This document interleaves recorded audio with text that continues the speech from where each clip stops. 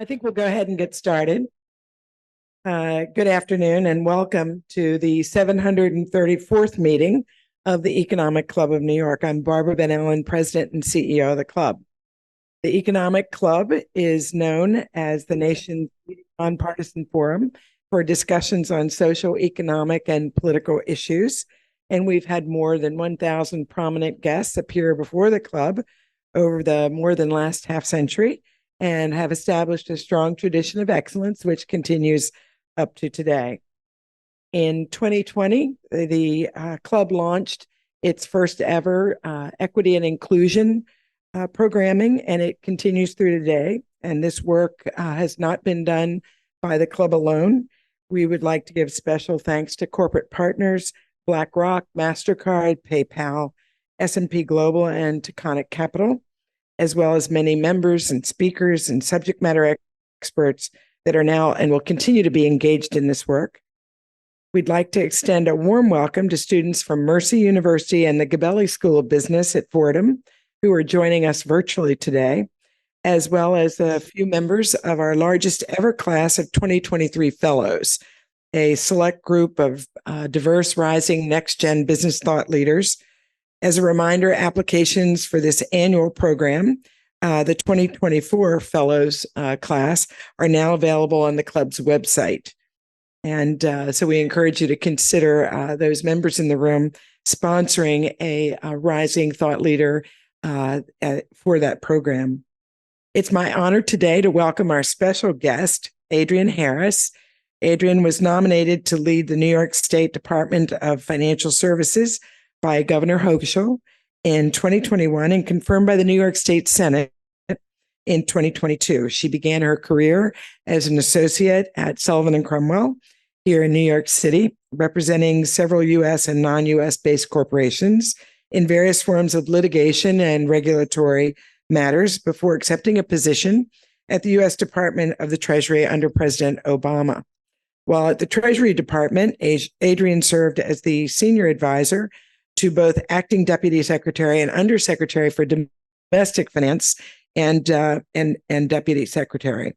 Her work ranged from financial reform efforts to identifying solutions to the student loan crisis, analyzing the nexus between foreign investment and national security, and working to promote financial inclusion and health in communities all across the country. Following her time at the Treasury Department, she joined the White House, where she was appointed as Special Assistant to the President for Economic Policy as part of the National Economic Council. In this role, she managed the financial services portfolio, which included developing and executing strategies for financial reform and the implementation of Dodd-Frank, consumer protections for the American public, cybersecurity, and housing finance reform priorities. After leaving the White House in 2017, she went on to serve as General Counsel and Chief Business Officer at States Title, now DOMA. Prior to being nominated, she also served as a professor and as faculty co-director of the Gerald R. Ford School of Public Policy Center on Finance Law and Policy at the University of Michigan, as well as senior advisor at the Brunswick Group in Washington, D.C. The format today will begin with some opening remarks from Adrienne, followed by a conversation which we're honored to have Raj Cohen, Senior Chair of Sullivan & Cromwell and former club trustee, as our moderator. Time permitting, we will take questions from those in the room. As a reminder, this conversation is on the record. We do have media both in the room and online. Without further ado, if you all join me in welcoming Adrienne to the stage. Good afternoon. Thank you for that kind introduction, Barbara. And thank you to all of you for the warm welcome at the Economic Club of New York. In preparing for today, I thought a lot about the mission of this group. And I thought about others who have spoken at your events. So many wonderful, great people, including legends, heroes, and innovators. And I sat in my office, a little nervous, thinking about what it means to be great. Thankfully, I'm surrounded by a lot of inspiration, as my office has a 270-degree view of the harbor, including the Statue of Liberty. And inside, a wall filled with images that inspire me, including photos from my time at the White House, a picture of the fearless girl when she's facing the charging bull on Wall Street, and a canvas of Lewis Hamilton's helmet from 2020 when he tied Michael Schumacher for the most world championships in F1 history, although Lewis had more wins. I thought about great New Yorkers and how many of them benefited from diverse life experiences.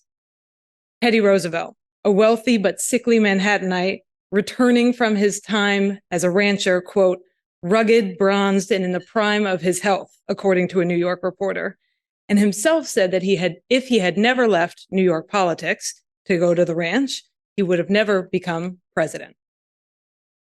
Take Jay-Z. Born and raised in the Marcy housing projects, he leveraged his street smarts in the business world to independently produce albums, grow businesses, and become the first hip-hop artist to become a billionaire. After surviving poverty and violence, business seemed easy. Quote, this ain't no tall order. This is nothing to me. Difficult takes a day. Impossible takes a week. I do this in my sleep. I sold kilos of Coke. I'm guessing I can sell CDs. I'm not a businessman. I'm a businessman. Let me handle my business. So what do the Economic Club mission and Teddy Roosevelt and Hove have to do with financial regulation?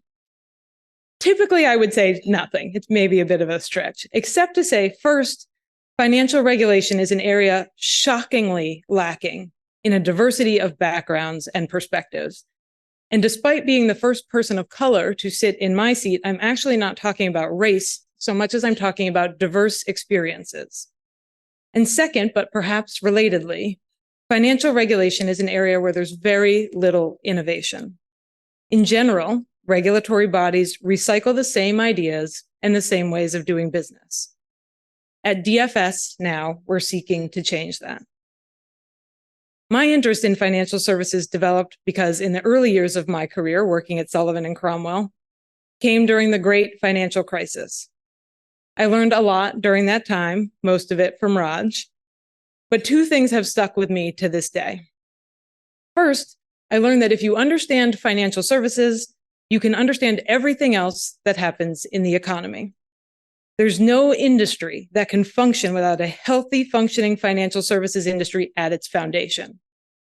Second, I learned about the importance of the interconnectedness between industry and government. Without those two sectors coming together, there's no way to solve the most urgent and intractable problems we face, whether in financial services or other industries. These lessons shaped my career as I moved back and forth between the public and private sector, between New York, DC, San Francisco, from big law to Treasury and the White House, to startup founder, academia, board member, and now financial regulator. But most importantly, they inform how I do my job as superintendent. DFS oversees 3,000 financial services institutions, including 120 foreign banks and 17 GSIBs, life, health, and P&C insurers, debt collectors, licensed lenders, mortgage lenders and servicers, student loan servicers, pharmacy benefit, state or federal, with specific authority to oversee virtual currencies. Together, the institutions we represent or that we regulate represent over 10 or nearly 10 trillion in assets. When I arrived at the department just over 2 years ago, the agency was known as a lone wolf prosecutor's office, famous for little transparency and process, but large fines. At the same time, post-financial crisis, financial regulation had become political fodder for officials on either end of the ideological spectrum.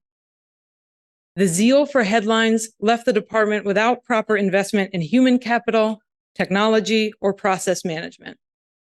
Vacancies were high and morale was low. The department was operating on Lotus Notes and 5 payment systems. There was a 4-year backlog of extraordinary dividends for insurance companies and no way to track how long any particular regulatory action took. There was no process for strategic planning of any sort, whether for policy, human capital resources, or how to leverage our over $500 million budget. So I spent the first few months trying to get my arms around these issues and the risks, and then created a framework to try and address them. The framework is what I call the 3 Ps: policy, process, and people. On policy, I made known that going forward, all policy would be data-driven. Our objective is to prove that a financial regulator can protect consumers and markets while also helping to grow a robust and thriving marketplace where people want to do business. And we would be more focused on kitchen table issues, those things that the everyday New Yorker would understand and that would help them trust that their government was working for them. For process, I told stakeholders that DFS would be a transparent, process-driven organization. We set KPIs, we measure progress, we build knowledge management, and we improved governance so that we could be a more efficient and effective organization. And then I articulated my view that neither our policy nor process goals could be achieved without the 3rd P, people. We had to attract and retain the best talent.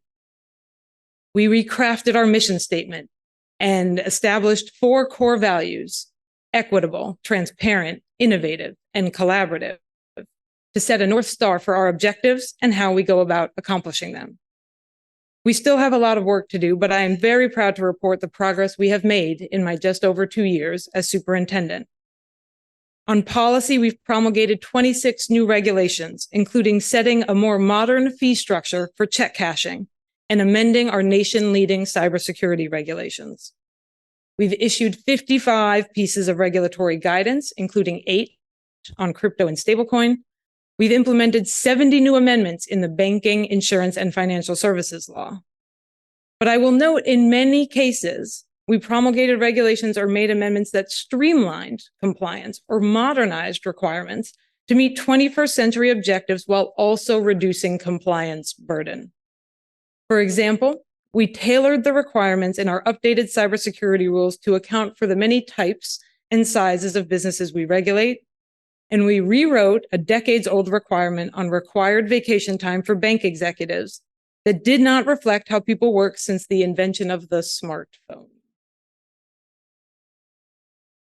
And perhaps one of my proudest accomplishments, we have secured over $277 million in restitution for New Yorkers, mostly through resolving their complaints. On process, we cleared the 4-year backlog of extraordinary dividends, but that was far from the only backlog I encountered when I came in. And so to address this, I've implemented what I call a 60-day list to track every filing in the department that is over 60 days old. I'm proud to report that this year, we have cleared more than 11,000 filings in our banking and insurance divisions alone. Not only that, but we finally parted ways with Lotus Notes. No small feat. And we are in the midst of a complete technology overhaul, implementing a CRM, data warehouse, and productivity tools across the enterprise. But to do all this and more, I needed, as I said, people. So I spent a good part of those first few months engaged in a risk-based analysis of our human capital needs and created a 5-year strategy to fully staff the agency. While you'd be hard-pressed to ever find a government agency that isn't asking for more resources, I took a slightly different approach. My risk-based analysis allowed us to identify and describe the risks that could befall the financial industry, and therefore the city and state of New York, if DFS did not have adequate staffing. I then took that analysis to all of our stakeholders, industry, consumer advocates, and elected officials to make the case that full staffing for DFS wasn't just in our interest, but in everybody's interest. And by engaging that diverse set of stakeholders with data leveraged to showcase our aligned incentives, I was able, with the help of the legislature and my boss, the governor, to get the agency fully funded for the first time in its history. As a result, we have hired 315 new team members and promoted 281 existing team members. I hired the first ever CTO. We created the first ever data governance office. I created a climate division and elevated our operational components like budgeting, procurement, facilities, and HR by creating an executive role to lead these functions. But we still have much more to do. And there's so much more I could tell you about including what we've accomplished in the last 2 years, at DFS, I always say we have a team that really, really punches above its weight. But even with these accomplishments done and dusted, I still spend time thinking about what's next and how do we do more and how do we move faster. There's no new mission statement or set of operating principles that will make this happen without something more. The problems we deal with are too complex. They are intractable. They have myriad stakeholders with varying incentives and objectives. So there had to be a culture change, a new way of doing business, a new approach. We could no longer accept that's just the way things are, or that's the way we've always done it. We had to change the way we operate. So now, for everything we do, we begin with the end in mind. What are we trying to accomplish? Why is it important? What is our measure of success? Then we address how we get there, every step with no detail too small, listing who is responsible and what's their deadline. The team really loves that, by the way. We also determine who we need to engage: industry, elected officials, advocates, academics, other regulators. And then we determine what additional resources we need for each step of the journey. And all of this goes into a single project plan. I'm sure this all sounds relatively obvious to the people in this room, but I assure you it is a new way of thinking at DFS. But novelty aside, the approach is important for several reasons. First, knowing the why helps the team stay focused and motivated. We're not just writing a regulation for the sake of a regulation, for example. We're changing an arcane and punitive fee structure for check cashers to take into account the economic realities of consumers. Or we're getting rid of fingerprinting requirements that are a huge hassle and cost for small businesses, yet aren't needed for the requisite background checks or for any other regulatory purpose, as far as I can tell. Having a project plan provides transparency and accountability so that everybody knows their own role and they know the role of their teammates. And having a robust and inclusive engagement strategy is perhaps the most important element. I talked at the start about the importance of bringing a unique perspective to financial regulation, but time again I found that the key to our success has been hearing from lots of diverse and conflicting perspectives. It has helped us find new creative solutions to our most intractable problems. But it requires a lot of work. Every action we take requires a bespoke engagement strategy consisting of precise stakeholder mapping and choreography. Who we engage in when, what are their interests, incentives, and motivations? How can we help them to support us? Or how do we neutralize them if they're our opponents? And this all requires extra time, both in the planning stages and in execution. But it's worth it. It builds the department's credibility because it allows us to demonstrate a transparent, balanced, data-driven approach to the work. And that credibility then enables us to do more. It enables us to consult, for instance, with both Democrats and Republicans in DC, where DFS is now viewed as the honest broker. It means that our stakeholders trust us, even when they don't agree with us. And it means that we produce better work overall because learning through engagement makes us nimble and innovative. When I look back over the accomplishments of the last 2 years, I'm always taken aback by the sheer volume and magnitude of what the team has accomplished. And when I look ahead, I'm excited about what's yet to come as we continue our mission to prove that financial regulation, when balanced and evidence-based, can protect consumers and markets while helping to grow a robust economy. Now, I imagine this is maybe a slightly different speech than most policymakers give when they come before you, maybe starting with the Jay-Z quotes. We'll talk more about policy and regulation during the fireside chat, but to me, just as important as sharing with you all the work that we do is sharing with you our way of working. It's a demonstration, I think, of what atypical and diverse perspectives can do when brought to bear on hard problems. I told you a bit about the amazing view from my office. Incidentally, when I took the job, the governor told me that my office was better than hers, which was really a super awkward conversation to have with your new boss. But the view of the Statue of Liberty reminds me of the awesome responsibility that my team and I have, and it inspires me. Ironically, though, over the last 2 years, I've found that the best way for me to honor that symbol and fulfill that responsibility is to step away from it, to come down from the ivory tower and meet our stakeholders where they are, whether legislators in a Capitol building, a community group in a recreational center in Buffalo, consumers at the state fair in Syracuse, which I require my executive team to attend each year, and the fried pickles are mandatory, or business and civic leaders in a room like this. This requirement, this need, this desire to engage is the most valuable tool we have at DFS. The engagement makes for better inputs, and that makes for better outputs to the benefit of all New Yorkers. With that, I look forward to having a fireside chat with my friend and mentor, Raj Cohen, and engaging in conversation with all of you. Thank you. So, Adrienne, let me join Barbara in thanking you so much for being with us today. I do want to start with 2 unscripted comments, and then we'll turn to the more scripted questions. I think first, your remarks demonstrate how critical it is to all of us, for all of us, for the country, that we can attract our very best to public service. And the ability to move seamlessly, as you have done, federal, state, public service, and the private sector, it's a testament to you, but it's also critical to all of us.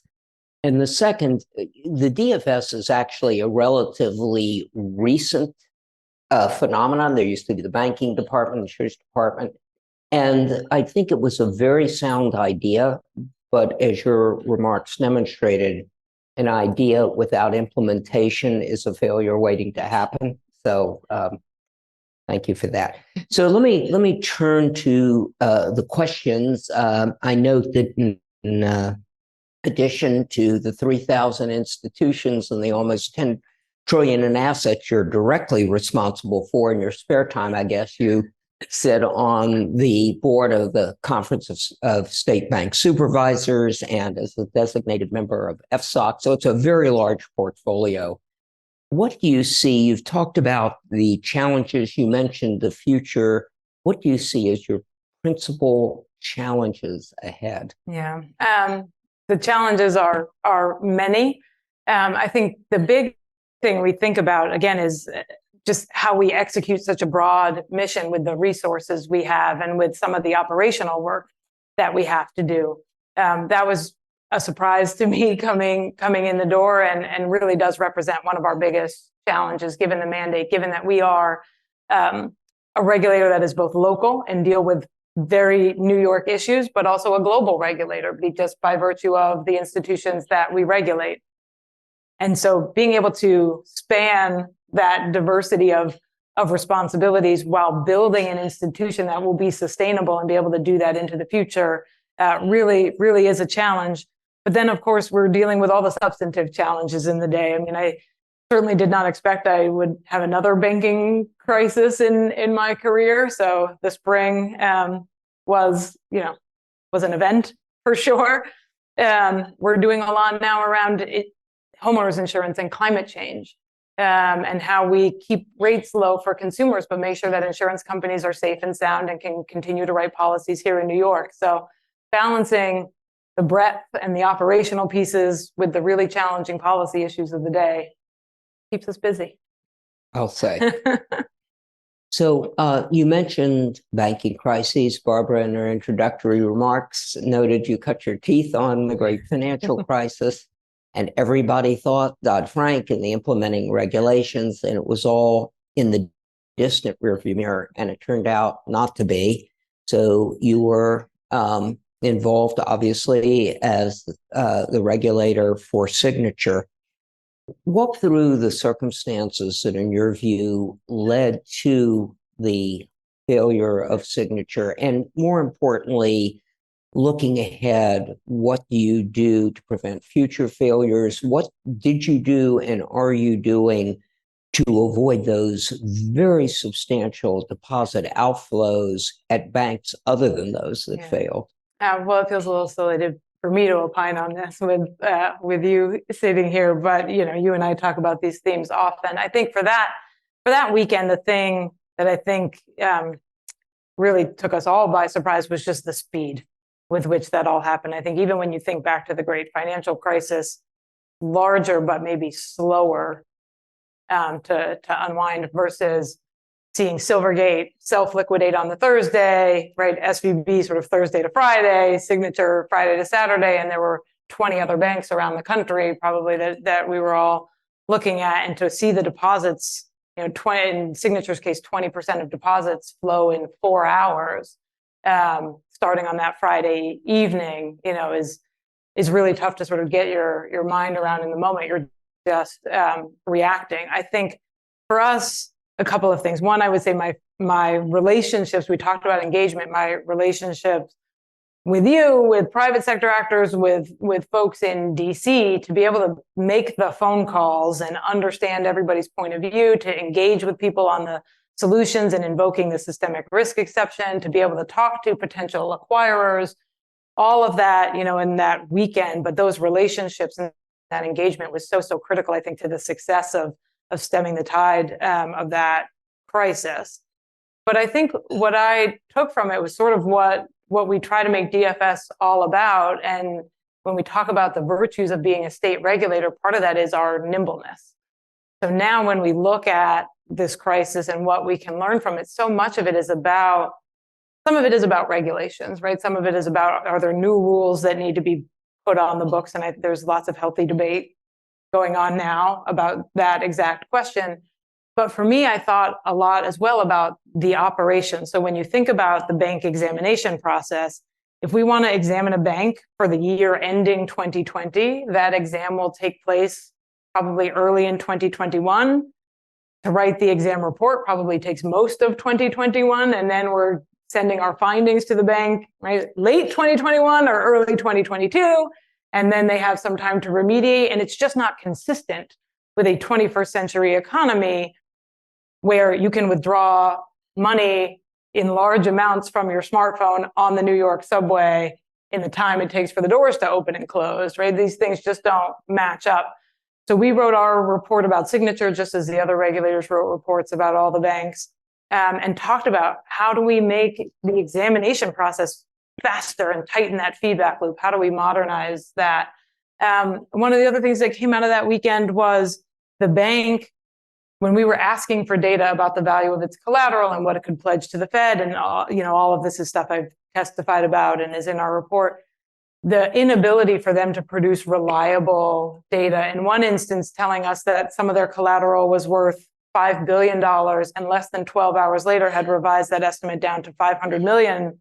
That makes a big difference in how you think about going about saving an institution. So we started to work on operational stress testing, right? Doing the tabletop exercises with our institutions so that they can produce that data more quickly. We've written new escalation procedures so that when a bank has substandard ratings on their exams year after year after year, who needs to know? How do you take that information out from the line staff and elevate it to the executive? So for me, they're not only the policy lessons and how we think about liquidity in a 21st century economy, but also it comes back to how do regulators operate and is it equipped? No, I think your emphasis on the supervision is absolutely right, that is probably more important than the regulation. So let me turn to a different area. You mentioned digital assets, and as you mentioned, New York has been, the DFS has been the true leader. So how have you been approaching this portfolio? And more broadly, you've been able to achieve certain objectives. Washington has been able to achieve, as best as I can tell, nothing. And whether it's Congress or the various federal governmental agencies. So how does this come out? How do digital assets ultimately fit into the broader ecosystem? Yeah. Well, first, I would say I am very eager to have a federal partner, right? It's great to be leading in this space. We have a ton of expertise and a great team. But when you're talking about borderless instruments, right, you want others in the game with you, helping to regulate and supervise the space. So we are eager for a federal partner here. But for us, we've had regulation on the books since 2015, the most robust regulatory framework in the space. But I think to your point, Raj, unless it can be operationalized and implemented, it doesn't mean a whole heck of a lot. When I came in, we had a handful of people in the virtual currency unit. We're now up to over 60 professionals that all they do all day and all night is think about virtual assets. It's the largest virtual currency unit of any regulator in the world. And we continue to build that. We've done 8 pieces of regulatory guidance. So the first guidance on stablecoin, which requires one-to-one backing for every stablecoin. You have to have $1 off-chain, requires T+2 redemption time, requires public attestations of the reserve mix. All of these things that nobody had done before. We've had market manipulation guidance, capitalization guidance. We have the most conservative and robust capitalization requirements anywhere. My favorite example is, it was public that FTX was seeking to get a license in New York.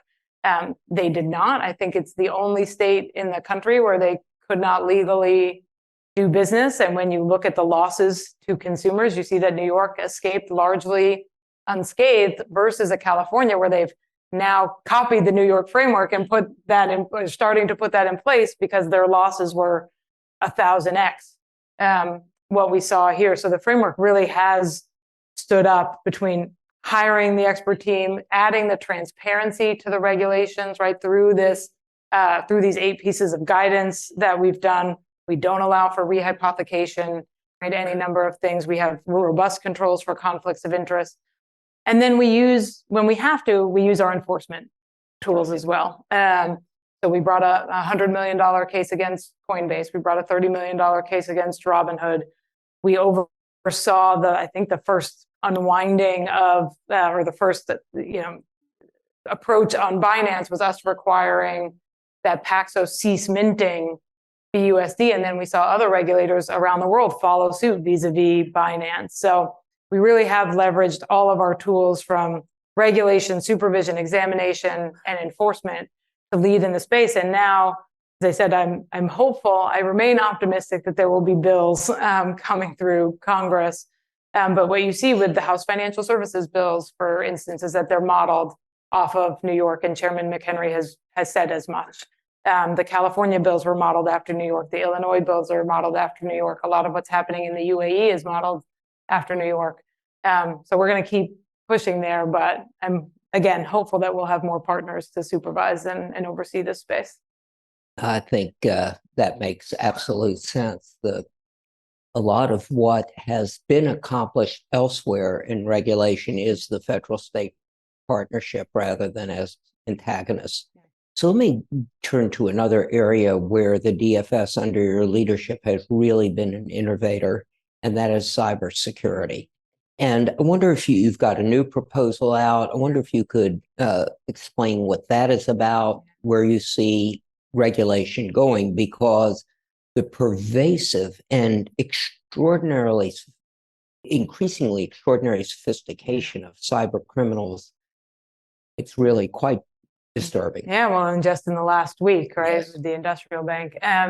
We just finalized our cybersecurity regulation amended. It was first promulgated in 2017, but to your point, 6 years in the cybersecurity world might as well be 100 years. So much has changed in that space. So in this updated regulation, we've done a number of things. We're more prescriptive and have more robust requirements around governance, the role of executives and boards. The regulation now speaks to ransomware, which really was not the same level of thing that it is now 6 years ago when the regulation was originally put in place. So we require reporting of ransomware payments. There's much more in there about business continuity, disaster recovery, and business continuity, more requirements there. But we've also done a lot more work to tailor the regulation because on the one hand, we regulate GSIBs and we're the group-wide supervisor for AIG and MetLife. On the other hand, we regulate insurance producers that have 2 people in the office. So how you write a regulation that crosses these industries and the size and complexity of different institutions is really a challenge. And so we did a lot of work engaging with stakeholders to figure out how do we tailor this so that everybody has the most robust cybersecurity possible without overburdening the 2-person insurance producer shop, even though they may be the weak link into a system. How do you find that balance? And I think that's reflected in the new reg. Yeah. That balance point is really important, as is your reference to ICBC. Now, it was an affiliate, a broker-dealer, but the interconnectedness of the financial system, if the cyber criminals can penetrate almost anywhere, the repercussions can be extraordinary. Yeah. Absolutely. So another problem, this one where it's bank, but not only bank oriented, is the much higher interest rate environment. When you took office, the Fed funds rate was probably best described as nominal, and today it's over 5. So how are you administering the oversight of banks and all the other companies in your portfolio who are potentially really exposed? And what about the future here in terms of supervision and regulation? Yeah, it is a really challenging one because of the diversity of institutions that we oversee. As you mentioned, on the banking side, the speed with which the rates rose presents lots of problems, as we saw in March and we continue to see. So how we think about our banks' liquidity and other things in this environment presents a real challenge. On the other hand, with insurance companies, it's a bit of a different story. On the one hand, right, the higher rates mean I think their investment portfolios have done pretty well and they enjoy the fruits of that. But it also makes it challenging as we're setting rates.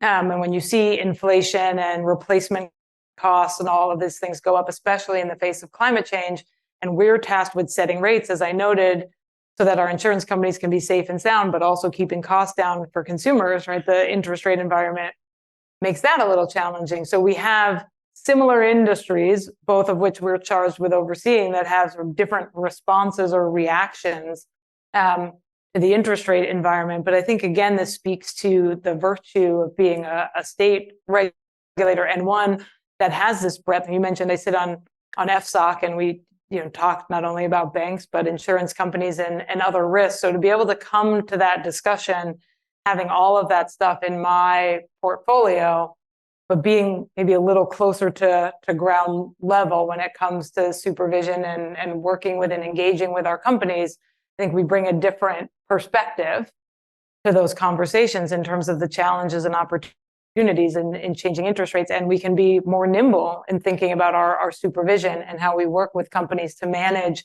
a very challenging macroeconomic and geopolitical.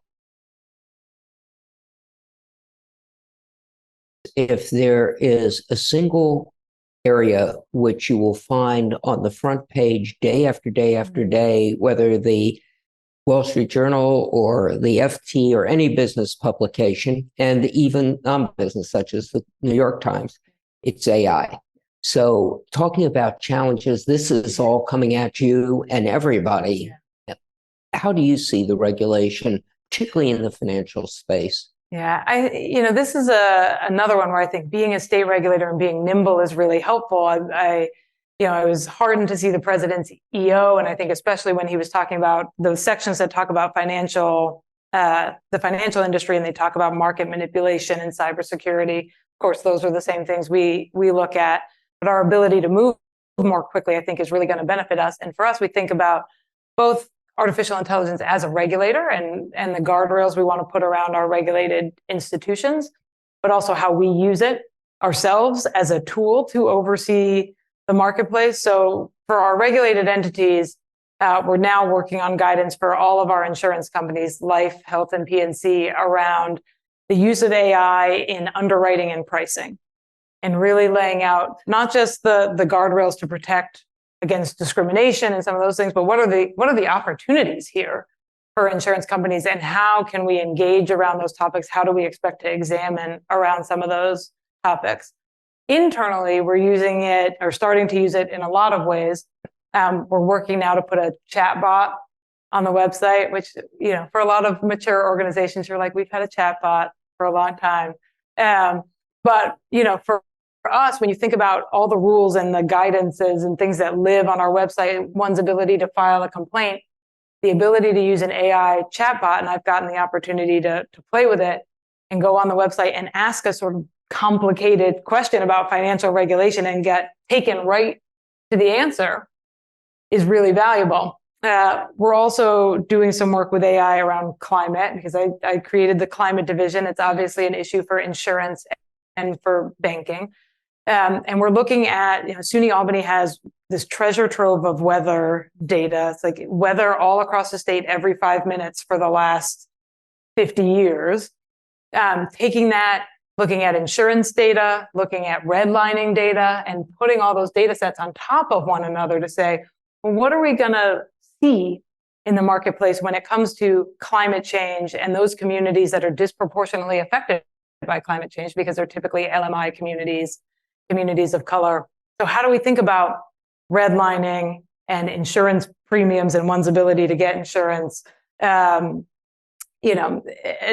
climate change and resiliency and safety and soundness? What are the things that we can learn with using AI to look at all this data and have insights that as humans, we just couldn't draw on our own? So that's a project I'm very excited about. I do think it's interesting. I was watching, I put in a plug for what I think was one of the greatest movies ever, or the best years of our lives. And there's a terrific scene where Frederick March, who comes back from the war and is a banker, makes a loan where his collateral, when he's questioned, is character. I wonder how would AI have enabled that loan to have been made. I do want to make sure we have a few minutes at least for questions, but from everyone here, but one last one, at least for me. And that is, you had mentioned how essential financial services is for the economy, which I fully agree. But it is also even more essential, perhaps, for New York City, which is the center of the financial universe. So how do you think about this in really advancing New York as the financial capital of the world? Yeah, it's something I spend a lot of time thinking about and talking with the governor about. I mean, for me, it does come back to that engagement. If you have a regulator who doesn't understand how regulations have to be implemented at the institutions and just says, here's a new requirement with no eye toward the challenges of that implementation, or doesn't engage and understand how the interest rate environment is affecting things, and is just focused on enforcement and fines, certainly the industry will go to other places where that is not the case. So there are a lot of other factors that make New York attractive, or maybe even less attractive. But for what's in my bailiwick, my interest is making sure that consumers know that they can trust the financial services that they count on, and that our regulated entities know that there is an open door and a real promise of engagement and intellectual honesty when they're dealing with their financial regulator, so that when new requirements are being put in place, we all understand that it's in the best interest of the companies, of the system, and of the city and state. But it is a real challenge. I get very, very competitive when I hear people talking about Miami and Texas. I will say, just on crypto, there was a lot of scuttlebutt when I came in about how the crypto regulation in New York was going to drive everybody away, and there was going to be this race to the bottom, and like, isn't this the worst thing possible? And in fact, what we've seen is the opposite. So in 2021, almost half of private investment in crypto companies was in New York regulated entities. And that's because there's a transparency and an even-handedness and an evidence-based approach that draws industry. So I use that as the model as I think about, keeping companies here with the things I can do through my portfolio. Terrific. So I'd like to open it up, and we have the mic at the back. Can I just follow up with your question? Please. I'm Ron Judge. Hi. I'm I'm Rana Khan. I run a broker dealer. And the very last sentence you brought in, regulatory environment been not that good for banks or even broker dealer. You specifically regulate banks. There's 158 institutions have left with $1 trillion under management. So I don't think that's a proud moment for you. So Well, they haven't left under my watch, I will tell you that. And some of them who have left and flipped their charters to OCT charters are talking about coming back to New York people are charters. leaving. The individuals are leaving, the talent is leaving, and they talk about regulation. There's other factors too, housing. I think when we talk to our regulated entities, a lot of them say taxes, cost of living, right? There are all these other factors. I think New York is known for conservatism in regulation, but as I said, there's a lot of those requirements we've modernized. One that I'm very proud of in the life insurance industry, we have this thing that New York has had forever and ever called the Special Considerations Letter, which is reserving requirements over and above sort of the standard reserving requirements. I stood up a working group that over the course of 8 months, industry and our team at DFS plugged away on every last detail to make sure that the conservatism in the SCL was warranted and not overburdensome. So we always welcome feedback from people about our regulations, but I think what is most helpful is not this regulation is terrible and hard, but you could change it this way, still accomplish your public policy objectives, and it would be less burdensome for us. So the more specific that engagement is, the better. Trust me, nobody listened to us on the business side. Well, we don't regulate broker dealers, unfortunately, but it was helpful feedback. The last question is, what are your expectation from the banks regarding sustainability? Are you expecting any reporting requirement? Because, that's been kind of it's a big topic. Yeah. So we proposed climate guidance for our banks. We've done it for insurance as well. And we proposed guidance for our banks. We took in several hundred comments. What you'll see from our banking climate guidance is it's very focused on safety and soundness. It is not at all about the industries you bank or don't bank or your investment portfolios. It is strictly about safety and soundness and operational resiliency. My favorite example is put the generator on the roof, maybe not in the basement.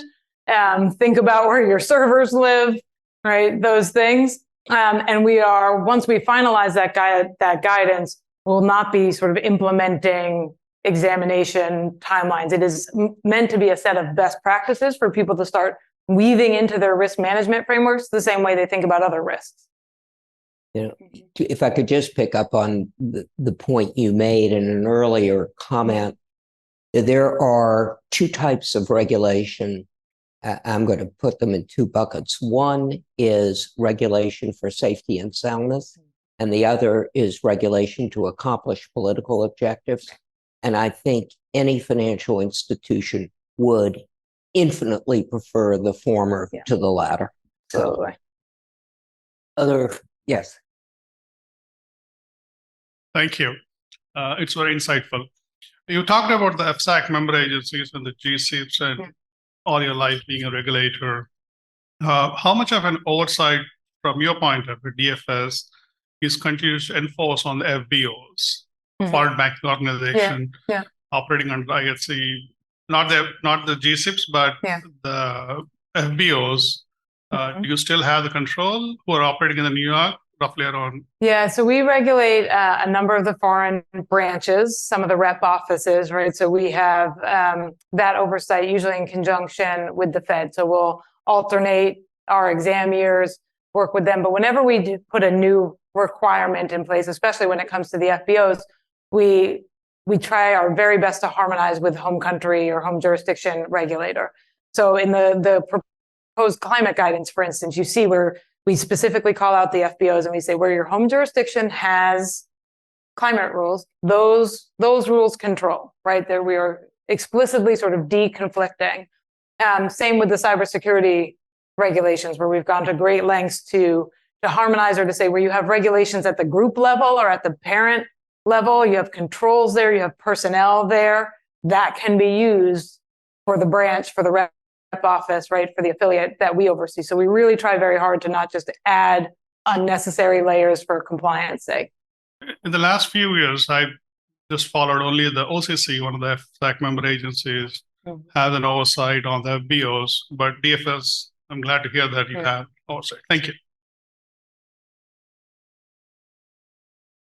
Yes.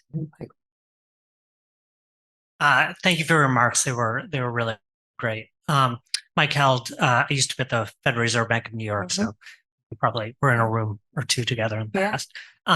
Question for you around big tech. Recently, the CFPB came out with some guidance. We see a lot of large technology companies looking at money transmitter licenses, so the states get involved. I'm curious how you think about the risks presented by big tech as they get more into financial services. Yeah, I mean, I think it's a sort of interesting challenge we face when you think about activity-based versus entity-based regulation, right? And how the US framework differs from the European framework, for instance, right? So it's something we think a lot about. The money transmission space is the exact right space where we come into this. And we have some of the big tech companies, right? Alibaba, others are our regulated entities. So we spend a lot of time thinking, especially for some of the foreign companies, about data and data localization and the sharing of PII between our regulated entities and a parent company. We spend a lot of time coordinating with other states, sometimes who don't have as robust regulations, right? Montana, for instance, doesn't have a money transmitter law. Massachusetts money transmitter law still talks about telegrams. So, which I didn't find out myself, the commissioner told me. But for us, as we think about our requirements and having that extra conservatism sometimes in New York, when you're talking about something for money transmission, it's not as if one of these companies is going to have a set of compliance standards for New York and then lower compliance standards right in Montana. We really think of it as, how do you make the company level up so that everywhere they're operating, they're meeting New York standards. But I think for us, I talk with Director Chopra quite a lot around this issue and others, and how we manage the risk. And of course, it's something that FSOC, right, as we think about tech companies, payments, all these things, is very focused on as well. So I think we have time for one more question, if there is. Can you share your thoughts on the tokenization? We're talking about this, but how the tokenization, which every form is coming out of the or maybe not inspired. Oh, it's really interesting. I mean, as I mentioned, we have virtual asset authority, and our authority doesn't depend on the definitions that are now very much up for debate, right? What's a security, what's not? We have our authorities there. I think what we are going to see is less sort of interest in crypto going forward and more interest in tokenized assets generally, right? And this is not a novel viewpoint. I think lots of people share this view. When we regulate the space, we have the ability to do it through what's called the BIT license, or we can do it through our limited purpose trust charter. Right now, if you look at our licensees, there are more BIT licensees than there are trust companies. I expect that will start to shift as more people think less about crypto per se, more about tokenized assets. And we'll see more and more traditional players get in the space, less sort of the crypto natives. And the analogy I always like to use is when you think about Amazon 20 plus years ago, right, and they sold books, and somebody would have said to you, it's going to be AWS and a small business lender and a TV content creator. You would have been like, they sell books. Let's not get ahead of ourselves. Like, they sell books. I think crypto and virtual assets are sort of in that same phase where a lot of people are looking at crypto and going, what's the usefulness here? But there's so much more to come, I think, in the coming decades, especially around asset tokenization and cross-border transactions and all those things that we just sort of can't foresee. So I'm excited for that future, but I think all the more reason to have a nimble regulator who can keep up with those developments and have a transparent approach to putting guardrails, but allowing for some of that activity and innovation to take place. So Real estate. Yes, for real estate assets, certainly. Right. So I was told when Barbara asked me to moderate, she said, within reason, I don't care what you say, so long as you end on time. So, Barbara. Well, thank you both. It's really an honor to host you today. It was a really insightful conversation, and we really appreciate it. And you've done a lot of incredible turnarounds there. So thank you for that. I'm pleased to report that we have a number of additional great speakers coming up. And as always, we encourage our members to invite guests. We're back the Monday after Thanksgiving, November 27th, for a luncheon with General David Petraeus, the former director of the CIA. He'll be in a conversation with Marie-José Kravis. And we'll have another luncheon that Wednesday, the 29th, with Ray Kelly. Now he's CEO of Guardian Group. And of course, we all know him as the former police commissioner of DC, actually the longest serving, even under, I guess, a couple different mayors consecutively. I think he's also the only police commissioner that went from cadet to commissioner in the history of New York. On November 30th, we have a webinar with Bill Lewis, a trustee on our board, and he is, of course, a partner at Apollo. And we're excited about that. In December, we'll have our year-end dinner, and we'll be hosting Bill Gates, who will receive the Peter G. Peterson Leadership Award. And we hope many of you will be there. That's an exciting time for us. We'll honor our fellows, as well as the winners of the Innovation and Social Impact Challenge. The judging is now underway, and we'll be actually giving out first, second, and third prizes, third place prizes. So this will be our second year of having that challenge. It's been a great success. And then we'll close out, I believe. I always say that. I never know who's going to call, but December the 11th, club member Brad Jacobs, the chair of XBO Logistics, will be speaking. And then we'll have our member holiday reception, which is complimentary that same evening. That, again, is December the 11th. So lastly, I would like to take a moment to recognize those of our members of the Centennial Society who are in the room today, as their contributions continue to provide the financial backbone for all of the programming that we do. So thank you to all that are watching us virtually, and we hope we'll see you soon. And for those in the room, please enjoy your lunch, and everyone have a wonderful Thanksgiving.